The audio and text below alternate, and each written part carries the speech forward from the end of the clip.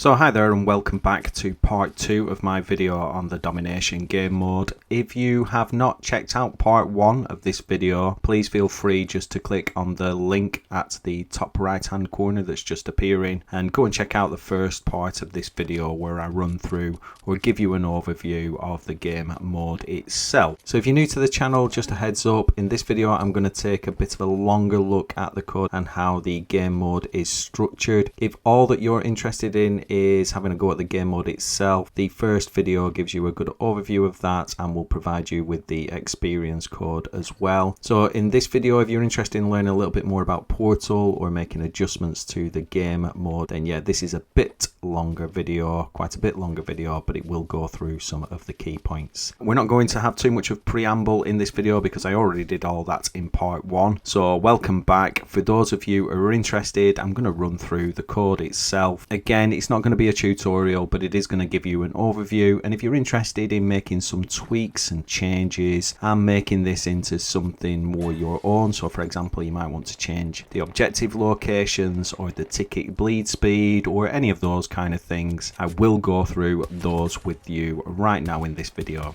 So thanks for coming back. If you haven't subscribed already, as always, do appreciate it. Click on the subscribe button, click the like button if you found this useful. Without further ado, let's crack on and have a look at the code in this Domination game mode.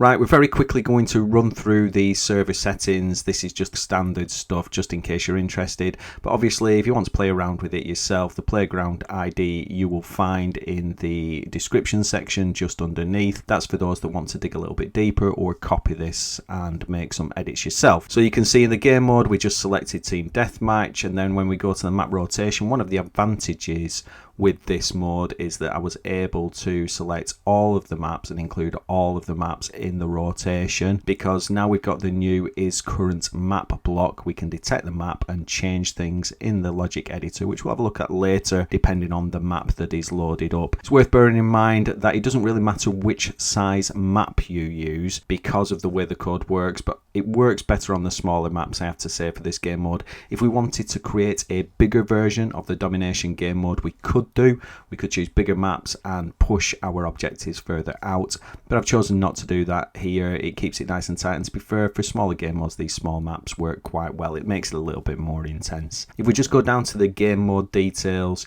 you'll see that it's set to 16 player. If you want to up it to 32 players, you can do. It does put additional load on the server, then there are a couple of changes that we might need to make. If you would like me to change this to 32 players and make those changes, I'm happy to take that in the comments and just have a look at how I can make this code a little bit more efficient and perform better with more players. I do, however, think that it's a nice tight game with 16 players, 2 squads per side, small game mode maps, quite intense and very competitive actually if you figure out where all of the objectives are. Right, moving on, if we just go over to modifiers, we have made no changes in any of these sections, so there's nothing really to go through or have a look on all of these. They're just the standard settings. As far as I can remember, we made no changes. The only thing that we did do is turn on the player versus player AI. I did that for testing. If you want to copy it and turn that off, the player versus player AI, I've got to say, I still continue to think that AI is a little bit annoying for me in game modes,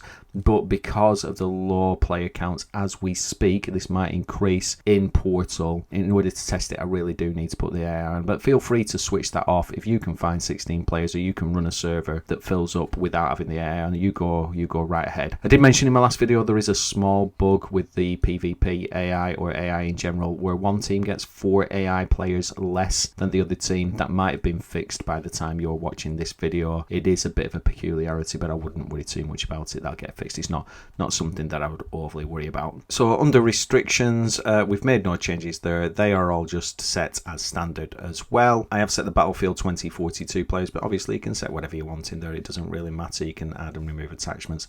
The game mode itself works no matter what you do in these settings. You can adjust it and set it to however you like. Now I know most of you are to have a look at the rules editor or the code behind it. It's really that's the driving force, I guess, behind this particular game mode. So we're just going to dive straight in and have a look at that as well now. So here we are in the rules editor, and as I mentioned before, this isn't really going to be a tutorial, more a very quick guide or an overview of the code that I've written to make this mode work. There's far too much code to go through here in a very short video on YouTube, but if there is something that I haven't covered in this video, or if you've got any questions about the code that I've written, feel free to leave a comment in the comment section below, and I will try, if it's possible to answer, I'll try and get an answer back to you. As always, I've shared the playground ID in the description as well, so if all you want to do is just duplicate the code for yourself and have a little bit of a play around with it, you're more than welcome. Just click on the link in the description and yeah, just alter away to the heart's content. Just a quick overview, I'm going to give you a couple of little tips on how you can alter this to make it your own. As I said, there's a lot of custom code. It's very helpful if you want to go through the code if you have an understanding, or at least a reasonable understanding, of the logic editor. But if you're just a beginner and you have no experience at all, there are a few things in this that it is possible for you to alter without any real logic editor experience, apart from basic stuff like being able to duplicate and save an experience. I've tried to organize the code for those that are looking through it in a way that makes it reasonably easy to follow. I'm just going to zoom out a little bit and give you a little bit of an overview of what's going on here. So you'll find that the code is organized, I'd guess, really in columns. So in the center of all the columns, you're going to find the mod block. And sometimes it's easier if you're following code just to work your way through the mod block, because obviously all of the subroutines run from the separate mods that are in this mod block. They're not independent. So if you want to see what happens and when, if you look at each rule in this mod block, I think I've zoomed out a little bit too far, and then just have a look at when that is triggered and what's involved. That'll give you a little bit of an oversight as to the process that goes on through this mode.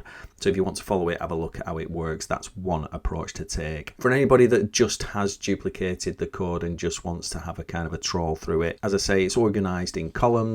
So we just scroll over to the left. It's a bit slow to do this because there's a lot of code on the screen, but what you're going to find is on the left hand side, this is all of the code to do with defining the different flags or objectives in the game mode. I'll go through some of this later on. There will be a chapter marker for it as well, to do with just setting your own objectives, but this is really the powerful bit behind this whole thing, and this is to do with setting the different areas and objectives on the map. I'll come back to that afterwards. If we just scroll a little bit back towards the center, all of the initialization settings, so all of the things that get set right at the beginning of the game, are next. So they're in this sort of column just here, just next to the mod block. So we've got all of the flag setup, objective setup stuff on the far left.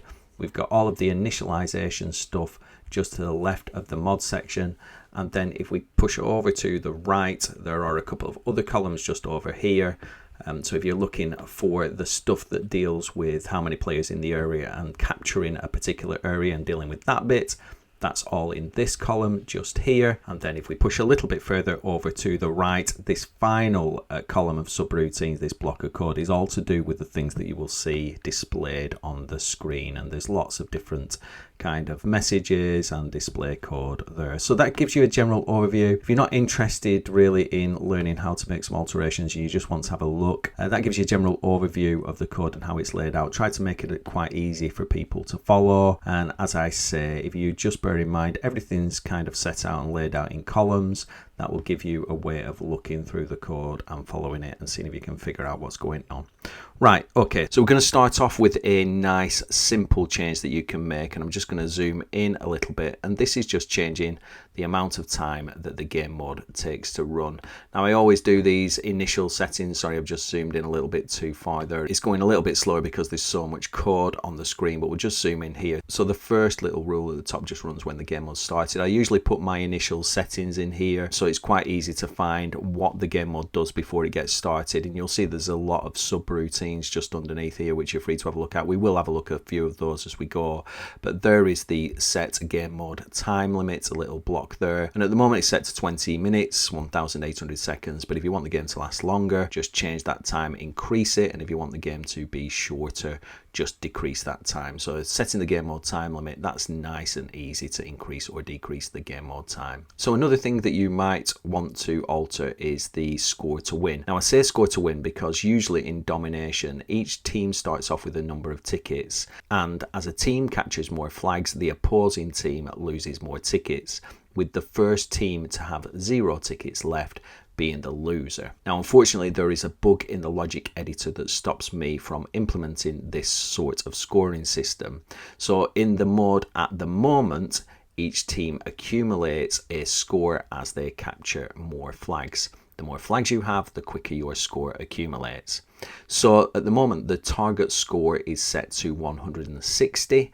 The first team to achieve that score of 160 will be the winner. So if you want the game to be longer, you will need to increase the game mode target score, let's say to 200 or whatever you want it to be. That will make the game last longer because it will take longer for a team to achieve that score. If you want the game to be over quicker, you need to reduce that number. So if you reduce it to 100, the game will be over a lot quicker because a team will be able to achieve that in a shorter space of time. Now you may come back to this at some point in the future and see that this has changed. I'd really like to implement the proper scoring system. If that does happen and we do start counting backwards from an initial set of tickets, I'll just run over how you will alter that if that happens. Obviously you can skip this if you don't want to know, but you may come back and find that that target score is set to 0. If it's set to 0, to alter the start tickets, you need to jump to this subroutine and you will need to alter the tickets here. So give them a starting amount of tickets. And you can see these are the blocks that I had ready to go in there for the old scoring system. So each team will start off with this number of tickets and it will count down to a final score of 0. So the first team to have 0 tickets left will be the losing team. Again, that's just if I decide to change the implementation and make it count down rather than count up. Right, let's get back to the other code. So another thing that you might want to alter is the speed at which score is gained by either team. So depending on the number of flags, at the moment that is set to, if the team has 2 flags, then it's 1 point every 4 seconds. And if a team has 3 flags, so they've got all the flags, it's a point every 1 second. And you can change that timer if you want to. Go into the logic editor and we're just going to jump to this subroutine. So this is the initialize ticket bleed time array. And we're going to jump to that subroutine, and this is where we alter those values. So you can see that we have 4 values in this array, and that is the timer depending on the number of flags each team has captured. So if a team has no flags, they will gain a point every 9,999 seconds. So effectively they won't gain any points ever. If they have 1 flag, that is the same. Now obviously you can alter that if you want to, but I probably wouldn't. However, it's just here where you may want to adjust that. And remember that if you are increasing or decreasing these values, you are increasing or decreasing the amount of time it takes to gain a point or lose a ticket or whatever it might be. So we've got, if a team has 2 flags, that's this one. By the way, if you've watched my arrays video, you know that this follows. So that's 0, 1, 2, 3 in the array. So this is if they've got 2 flags. Don't know whether that makes any sense. Go back and watch the arrays video if it doesn't. You can see if they've got 2 flags, that is 4 seconds. So a point every 4 seconds. If they've got 3 flags, that is a point every second. And if you want to increase the timer, you can do so. If we want, when they've got 2 flags, we want it to be a ticket every 10 seconds. We just change that value there. I'm going to go with the default settings at the moment. So it's a point every 4 seconds if they've got 2 flags, and a point every second if they've got all 3 flags. So that's altering the ticket bleed timer. So the other thing that you might want to do is alter the positions of the flags. Now, before we get into this, you really do need to understand a little bit about how my custom objectives code works. So if you've not watched the video on my custom objectives, I do urge you to have a little look at that video first. The link's just at the top right hand corner, and that will allow you to understand how this block of code works, and then making the changes should be a little bit easier from that point onwards. So there's 5 subroutines you're going to need to make an alteration to if you want to alter the objectives in this particular game mode. Those 5 subroutines are set flag details. Then we have these 3 subroutines, so set flag A, B and C. You're going to need to alter those. And then you also have this one, which is set center marker positions. And I'm going to take you to those subroutines now and show you what each one of those does and how to alter it. So I'm going to jump over to set flag details first. Now, when I jump to this subroutine, I've organized this code so that all of these subroutines to do with flags are on the top left hand corner. So when I jump, it's going to flick over there. And there we go. And these are, you can see there's quite a lot of code here. It's not actually that complicated. It's just duplicates of code.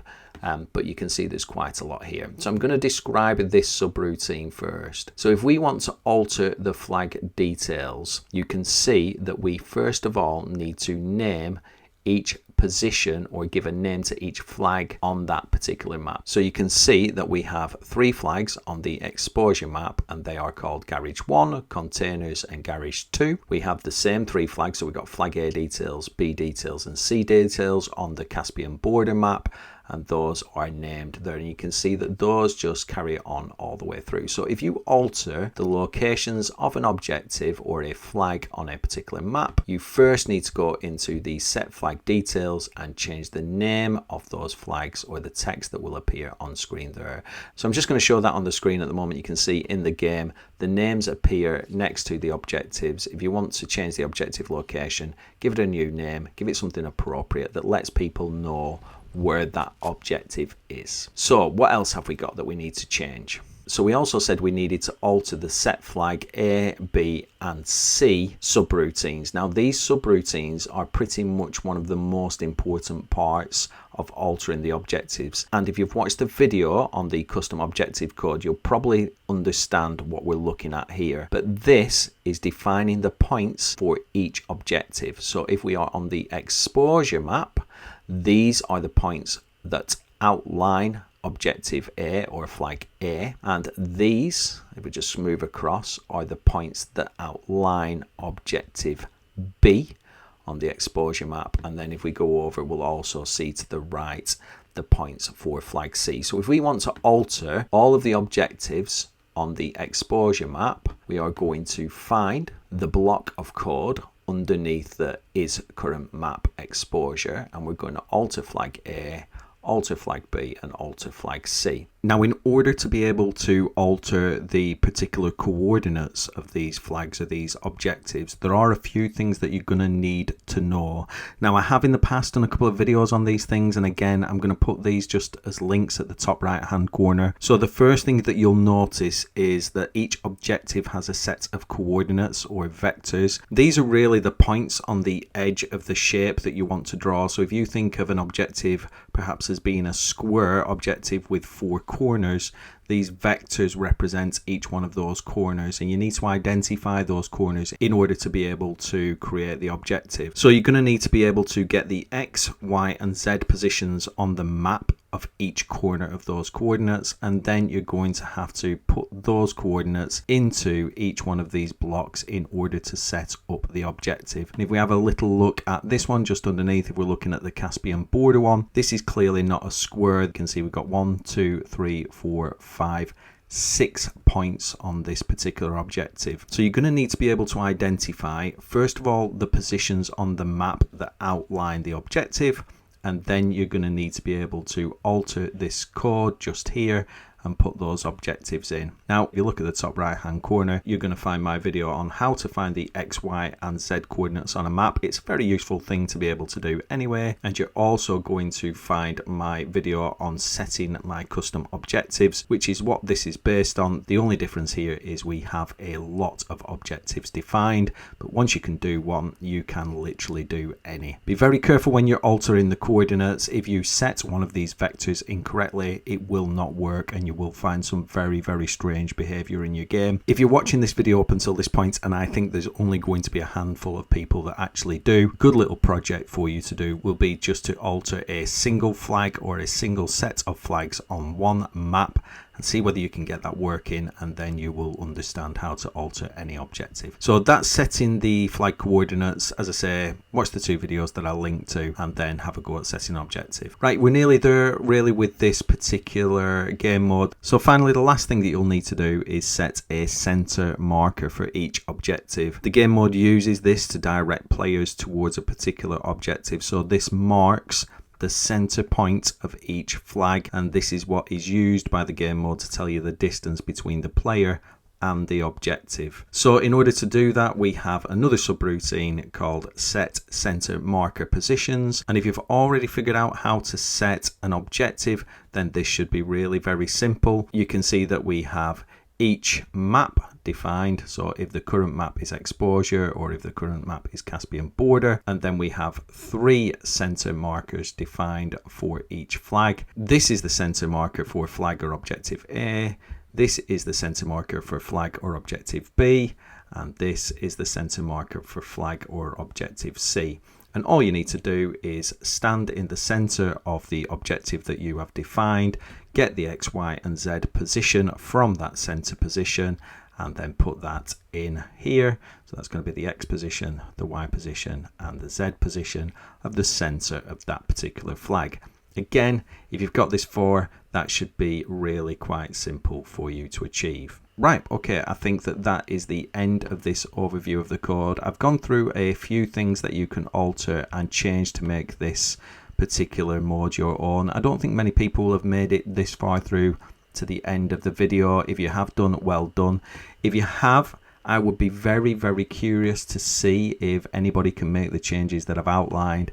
Maybe set up larger objectives, maybe change the objectives, and if you're just starting out and you want to see if you can make the alteration and change one of the objectives, as I said earlier, maybe start with just the objectives on one particular map and see if you can make that change and make it work. Just remember to make sure that you've got the coordinates exact for each corner, otherwise, as I say, it doesn't work properly. It does need those vector coordinates to be exact.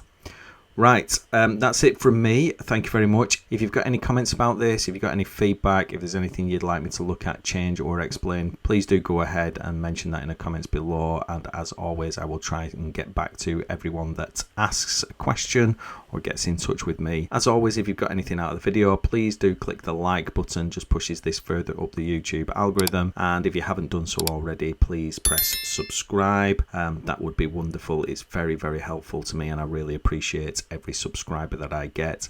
And don't forget to press the follow button if you want to keep up to date with all the latest videos, guides, etc. that are coming from me in the future. Got more tutorials to come. I think that's the end of this video, but take care everybody, and I will speak to you in the next one. See you later. Bye bye.